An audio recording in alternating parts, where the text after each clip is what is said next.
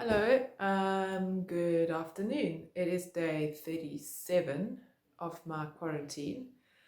I tested negative for COVID virus on I had my test on day 18, but I waited another 6 days, so it was day 24 before I got my negative results, which was a huge relief for me.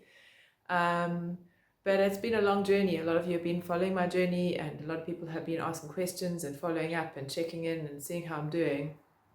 And it's been pretty much a roller coaster of a ride, emotionally, physically, mentally. The first week of that waiting, as I mentioned, was it was fine. I felt okay. I had a sore throat, a dry mouth. It wasn't particularly, I didn't feel very sick. I kind of was in denial that I was negative, and I kind of just was like, oh, it's a forced break. I need it. I'm just going to enjoy it. And then obviously, when I got that negative result, the positive result, sorry, it was like a big, oh my gosh, what just happened? Like, this is hectic. The implications are hectic. And then all those emotions of feeling a bit like a criminal in some ways and feeling responsible for other people in other ways, and just that huge sense of responsibility as a COVID person suffering from this deadly, potentially deadly virus that was highly contagious, and the implications of that on the people that I loved and the people around me were big. And so that week following was a bit of a not such a nice week for me. Emotionally, near the end of that week, physically, my symptoms got a lot worse. I got really, really tired. I had headaches. I had a tight chest. My cough started flaring up again. And it was really unpleasant, obviously, experience. And one that I kind of likened to my very first channel crossing in Hawaii, where I swam close on 60 kilometers over 18 hours, just under 18 hours. And that feeling afterwards where I was absolutely shattered and just exhausted and kind of zoned out.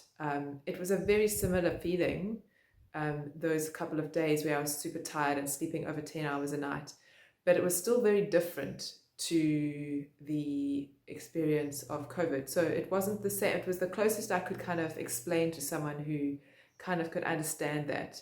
But it wasn't the same fatigue. It was something you could obviously you can explain it because I had a virus, but it wasn't something I wished on anyone. I was like, I don't, and I'm healthy. I had it mildly, and I really, my heart goes out for those people that have pre-exposing conditions and um, that might not take it as well as I did. So I still had symptoms into week 3, and a sore throat on activity, high heart rate, shortness of breath, hanging out washing, intermittent bouts of fatigue, kind of this chronic sort of sore ears and a bit of a problem with my nose, but nothing serious. And I was convinced, and I had convinced myself that I had bilharzia again and that the virus had attacked my weakness, which was the bilharzia that never goes away because I had bilharzia about 5 years ago now. And so I was convinced that actually the symptoms I had were bilharzia. And so I decided, with my doctor's permission, I asked if I could please have a blood test to check for bilharzia. I actually asked her for meds and she refused to give them to me, rightly so, without doing a blood test. So I said, okay, well, can we please do the blood test? And please, while we're doing it, can I have a chest x-ray? Because I'm a little bit concerned about my chest. As a swimmer, I want to make sure my lungs are clear before I exercise. Knowing that since I retested, I had trained intermittently according to how I felt. When I got my negative results on the 9th of April, I was super relieved, and I then went all out pretty much. I trained Saturday, I did a nice little gym stretch session. I did some work in the garden. Sunday, I swam for an hour. Monday, I did some gym and a light swim. Tuesday, I think I did Pilates. And then on Wednesday, I did another gym session and then followed that by a 30-minute swim. And so I was tired from training, but I was feeling great and I was so excited. And then that Thursday, I just felt really flat and I was short of breath after giving an online Zoom class, Pilates teaching. And I was like, oh, now I've gone backwards again and I'm still not right. So that was when I contacted my doctor and said, please, can we do an x-ray and a blood test to check for all these things? And she kindly agreed. And then it was the process of going through that. And I knew that having been a COVID sufferer, and now having a negative test, I still had the stigma, and I knew people might be a little bit skeptical to me coming and doing tests. So I phoned ahead. I phoned Lancet Labs and I said, what are the protocol? I need to have blood tests. I've got the script that's emailed to me. Can I come in? Is there any appointment based? And they were fine. They said, no, you can just come in. So I went in, and they were quite excited to meet a recovering, or a person who had recovered from the virus, because their perception was that it's deadly and that you go to hospital and it's very extreme. And so they were asking me all these questions, and I was this real live survivor of the virus, which was quite novel for me. And I was a little bit I felt very vulnerable just going there, having been a survivor. And I was what if it's a negative, false negative? But the retest they did was super thorough. I have no doubt that was very effective and correctly done. And it was now 3 weeks later. There's no ways I could still be carrying the virus. According to all the research, it's 2 weeks and then you're clear. Some people a little bit longer, but now mine was well into the 3rd week, going into the 4th week now. So I had the blood tests, and they were all kind and very excited to meet this survivor. And then when I phoned the X-ray department, they were very hesitant, and they were like, no, we need to speak to the doctor first. Let me get back to you. So they had they didn't really want me to come in for X-rays. They wanted me to treat it as a secondary bacterial infection, which is what my doctor had suggested. But I'm very anti-antibiotics. I tend to really want to know. I like to fight my battles physically with as little aid as possible, within reason. There are some people that I trust very closely with my health, and my doctor's one of them, but I will still question and refuse to take things unless I feel that it's valid. And so I didn't want to take antibiotics unnecessarily without looking at my chest first. And I also wanted to get the blood results back to see, are we fighting an infection? What does it look like? Maybe it is still, I was still convinced by then that it was bilharzia.